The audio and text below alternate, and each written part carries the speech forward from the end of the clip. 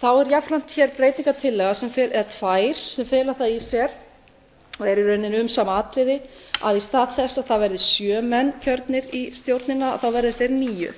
Mig langar að taka það fram hér að það samkomulag það að það sé fjölgað en hlutföllin verði þó þau sömu þannig að stjórnarflokkarnir skipi 5 en stjórnarandstaðan 4. Þetta hugsunin á bak við það ákvæði að reyna að ná meiri breidd inn í stjórnina.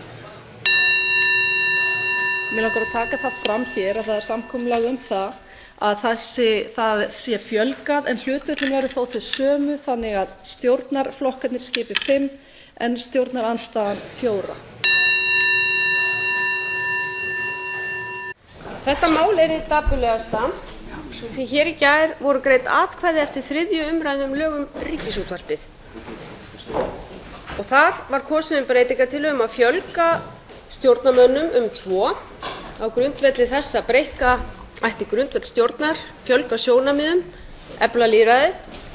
Og það kom fram í máli hv. þingmanns, formanns allsherjar- og menntamálanefndar Unnar Brár Konráðsdóttur að samkomulag væri það sem hún byggði á samtölum við þingflokksformenn stjórnarflokkanna að þessir 2 nýju menn myndu skiptast milli meirihluta og minnihluta.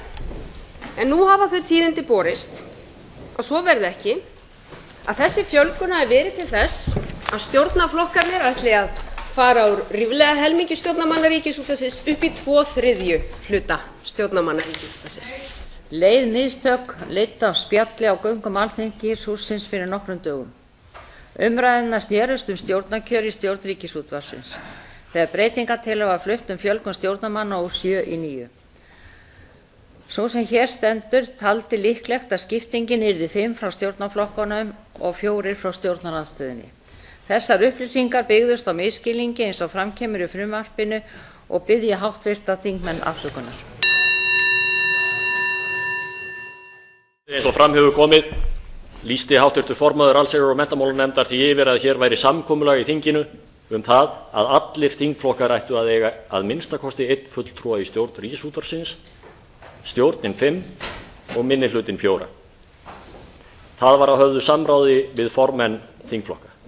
Það samkomulag hefur nú verið svikið. Ég gerði engan sérstakar samning þetta mál. Þeim reglum sem að gilda kjör stjórnarmanna í stjórn Ríkisútvarpsins lýst í lögunum og þeim reglum verður fylgt. Ég hef ekki gert neitt samkomulag við nokkurn mann utan þessara laga og það að fullyrða hér að ég hafi svikið samkomulag sem var aldrei til staðar óheiðarlegt. Þegar það kemur síðan í ljós að það samkomulag heldur ekki þá hlýtur maður að spyrja hvað veldur. Hver það sem kippti í spottana? Því að einhver kippti í spotta og það hljóta að vera formenn stjórnarflokkana sem gerðu það. Formaður Sjálfstæðisflokksins og formaður Framsóknarflokksins annarkvor eða báðir og það eru ekki miklir menn sem að gera félaga sína að ómerkingum með þeim hætti sem þeir hafa gert í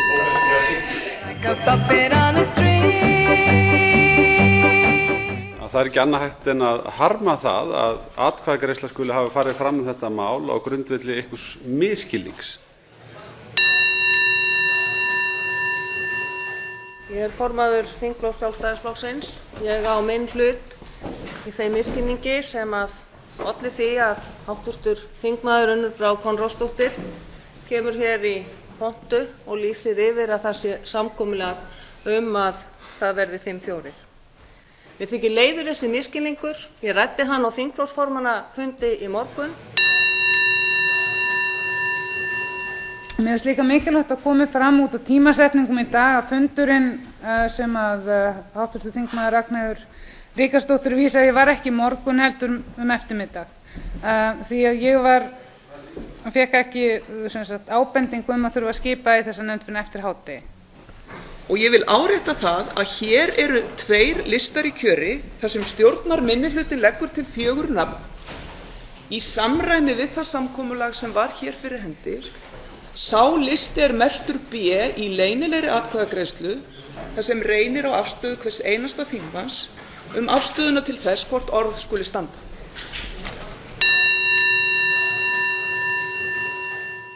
Til þess að koma sér í þá stöðu að geta skipað 6 af 9, 2/3 stjórnar. Það var ekki úrslit kosninga. Þessir flokkar eru með 51%, ég veit ekki betur. Bara það komið fram hér vegna þess að hæstv. Forsætisráðherra lét þau orð falla við mig þegar ég fór ræðustól hér áðan að ég ætti ekki vera að tjá mig samkomulag eða ekki samkomulag sem ég hef ekki komið nálægt. Það vill þannig til að ég starfaði sem þingflokksformaður VG hér í byrjun þessarar viku þegar við áttum þessi samtöl og ég átti þessum aðild að því samkomulagi sem að þingflokksformenn bæði Sjálfstæðisflokks og Framsóknarflokks saman úr staðfest hér að miklu myndarskap að var gert og hv. formaður atvinnuvega, allsherjar- og menntamálanefndar gerði einnig hér í ræðustól. Það líka rangt sem að hv. þingmaður fullyrðir, eins og komið hefur fram í máli annarra þingmanna, meðal annars hv. þingflokksformanna, að gert hafi verið þetta formlegt samkomulag. Það sagt frá því að menn hafi misskilið hlutina hér á göngunum. Ég held að við vitum öll hvernig pottinu búið. Og það á að vera þannig að sá sem að gera mistökin, hann á að axla ábyrgðina á mistökunum. Því að greiði einn stjórnarliði í leynilegri kosningu atkvæði með okkur í minnihlutanum, þá heldur samkomulagið og þá standa orð formanns allsherjar- og menntamálanefndar hér í ræðustól Alþingis. Það þarf bara kjark eins manns í leynilegri atkvæðagreiðslu. Það fer mig hrollur. Niðurstaða kosningarinnar liggur þá fyrir. A-listi fékk 37 atkvæði og B-listi 26 og eru þá aðalmenn af A-lista Guðrún Nordal, Magnús Stefánsson, Magnús Geir Þórðarson, Úlfhildur Rögnvaldsdóttir og Yngvi Hrafn Óskarsson. Og af B-lista Margrét Frímannsdóttir, Björg Eva Erlendsdóttir, Sigurður Björn Blöndal, Pétur Gunnarsson.